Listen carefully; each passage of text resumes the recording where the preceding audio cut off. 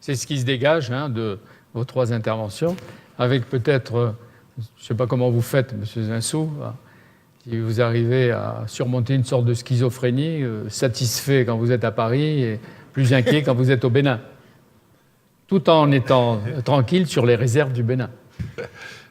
Non, c'est pas du tout une schizophrénie. Ou alors vous faites la synthèse. Et c'est à ce moment-là un exemple. Je crois que l'idée que la financiarisation, c'est le mal, est une idée qui a gagné beaucoup de terrain en Europe et aux États-Unis, qui, quand on est ressortissant d'un pays émergent ou d'un pays en développement, apparaît comme une idée absurde.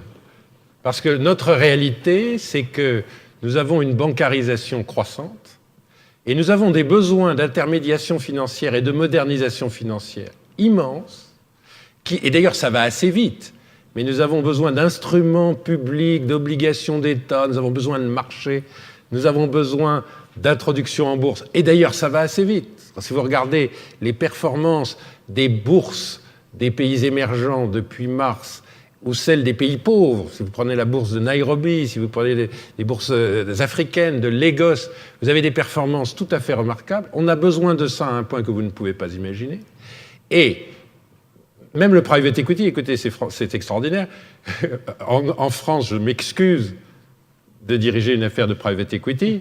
En Afrique, les gens me disent, mais pourquoi est-ce qu'on ne multiplie pas des affaires de private equity? Donc moi, l'unité de tout ça, c'est que, franchement, le monde a des besoins de capital qui sont tellement considérables pour satisfaire des besoins fondamentaux d'infrastructures, d'eau, d'alimentation et d'énergie, que je crains de le dire, il va falloir qu'on continue à faire de la finance. Jusqu'à présent, à moins d'être encore mieux informé, il n'y a jamais eu de dénonciation d'excès ou d'abus de banquiers africains, de traders africains ou d'opérateurs de marché africains. Non, cette crise, nous l'avons importée, nous l'avons subie, nous ne l'avons pas causée. Ça, nous sommes innocents. Monsieur Lévy.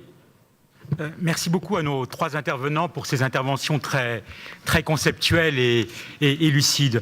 Moi, je voudrais savoir... Conceptuel, ça veut dire théorique, loin de la réalité? Non, pas du tout. Non, vous nous effrayez, là. Absolument pas. Non, mais je crois que c'est très, très important de remettre les choses en perspective comme ils les ont fait. Je voudrais simplement vous faire partager une interrogation. Moi, je suis très frappé par le contraste qui existe entre deux discours.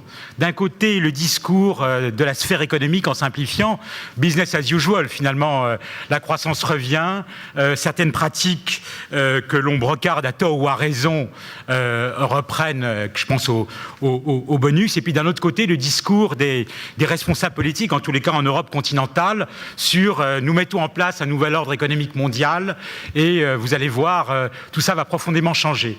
Le résultat de tout cela est sans doute un risque que la diminution pour la réforme, de la pression pour la réforme diminue, et puis aussi le fait qu'on se heurte à de grosses difficultés de fond, parce qu'il y a tout un débat sur les droits et les responsabilités, on en a parlé ce matin, et puis aussi le débat sur les global unbalances et les responsabilités de ces déficits et des excédents dans la crise. Et donc finalement, il y a le risque qu'on reparte et qu'un certain discours des politiques soit disqualifié, ou bien que les opérateurs économiques et bancaires, les entreprises soient... Alors, est-ce que vous partagez, je voulais savoir si vous partagez cette crainte? Et qu'est-ce que vous suggérez pour éviter cette crainte vous-même, là où vous êtes avec vos responsabilités? Écoutez, moi, je pense que... Vous constatez les crises quand elles ont lieu, ou vous nous les annoncez quelquefois? Je pense que d'abord, il y a des difficultés qui sont anciennes, et ce n'est pas un hasard si on n'a pas réussi à les régler, et qu'il faut utiliser cette crise pour essayer d'avancer. On en a parlé ce matin, et que d'autre part, il y a peut-être une part d'ajustement aussi dans le discours des politiques sur la réalité économique. Je pense en particulier, Lionel Zinsou en a parlé, sur la bonne financiarisation et la mauvaise financiarisation. Alors, vous vous adressez à qui, M. Lévy? Aux trois intervenants. Aux trois. Well, I think rapidement, chacun.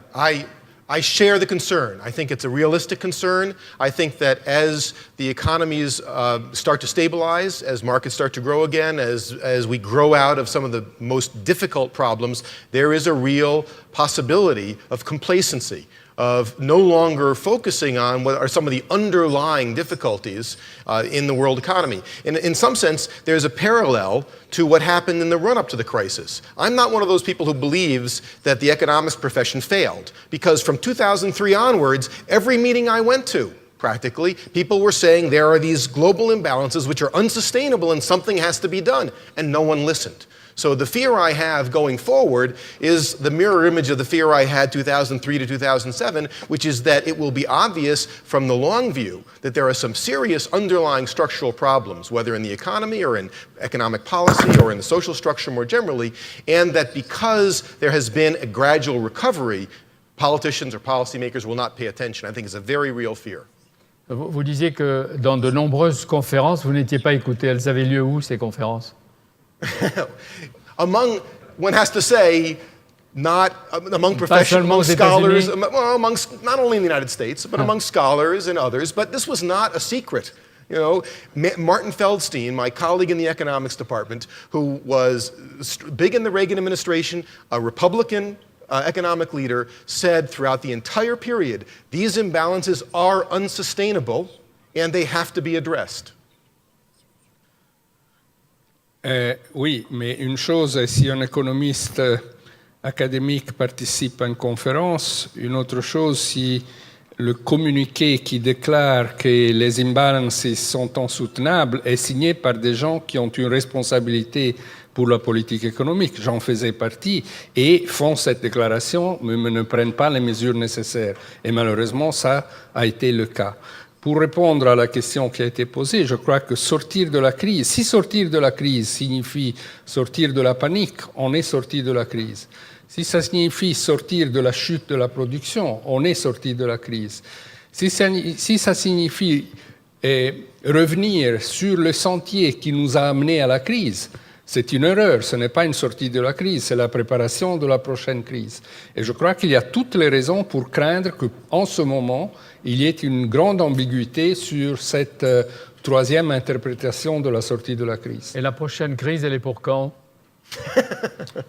Les émeutes de la faim, elles sont pour dans un an. Donc faire attention, parce que ça, socialement, ça c'est très grave. C'est beaucoup plus grave que Bear Stearns, et même Lehman Brothers. Mais pour répondre à M. Lévy, moi je trouve qu'il ne faut quand même pas faire dans la sinistrose. Sur les grands déséquilibres, il y a eu en un an des changements énormes. Les États-Unis sont passés d'un niveau d'épargne des ménages zéro à un niveau très décent d'épargne des ménages par rapport à leur histoire. Je parle sous le contrôle de Jacques Mistral, qui a écrit un livre majeur sur la troisième révolution américaine. Mais on est passé d'un consommateur excessivement endetté à un consommateur qui se maîtrise et qui est devenu un épargnant.